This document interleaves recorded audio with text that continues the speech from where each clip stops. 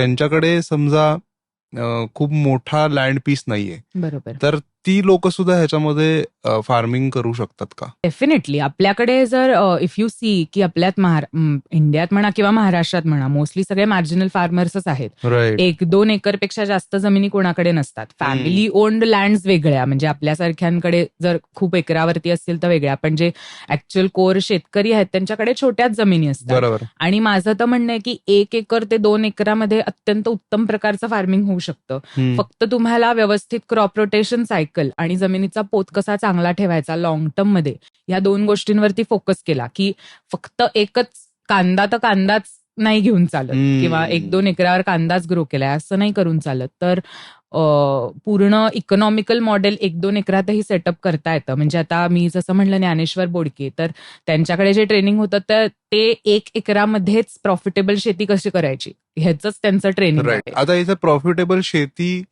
मध्ये काय काय फॅक्टर्स येतात? म्हणजे घरच्या पुरतं सगळं व्यवस्थित होईल, प्लस थोडे पैसे मिळतील राईट. का? कोणी तरुण किंवा बरोबर. कुठल्याही वयातले अर्थात, की ह्या ऑपॉर्च्युनिटीकडे व्यवसाय म्हणून पाहू शकतात. सो ते बरोबर. प्रॉफिटेबल शेती पण थोडंसं एक्सप्लेन कर. मी प्रॉफिटेबल पेक्षा ना मी सस्टेनेबल वर्ड जास्त वापरीन, कारण the whole point of organic farming is sustainability. Right. काय होतं की जेव्हा आपण कन्व्हेन्शनल फार्मिंग बघतो त्याच्यात की केमिकल्स का वापरायचे नाहीत, सिंथेटिक फर्टिलायझर्स का वापरायचे नाहीत, पेस्टिसाइड्स का वापरायचे नाहीत, तर ह्या सगळ्याचा जो काही गाभा आहे तो सगळा आहे की ओव्हर द पिरियड्स तुम्हाला हीच शेती चांगल्या पद्धतीने जमिनीचा पोट टिकवून करायची. तर the whole game is about sustainability. Right. आणि तो जर बॅलन्स तुम्हाला करता आला तर नथिंग लाईक इट. आणि त्याकरता मी म्हणेन की आपलं मगाशी पण बोलणं जे चालू होतं की कोऑपरेटिव्ह फार्मिंग किंवा कम्युनिटी फार्मिंग हा जो एक महत्वाचा मुद्दा आहे, राईट. तो या सस्टेनेबिलिटी फॅक्टर मध्ये खूप महत्वाचा रोल प्ले करतं.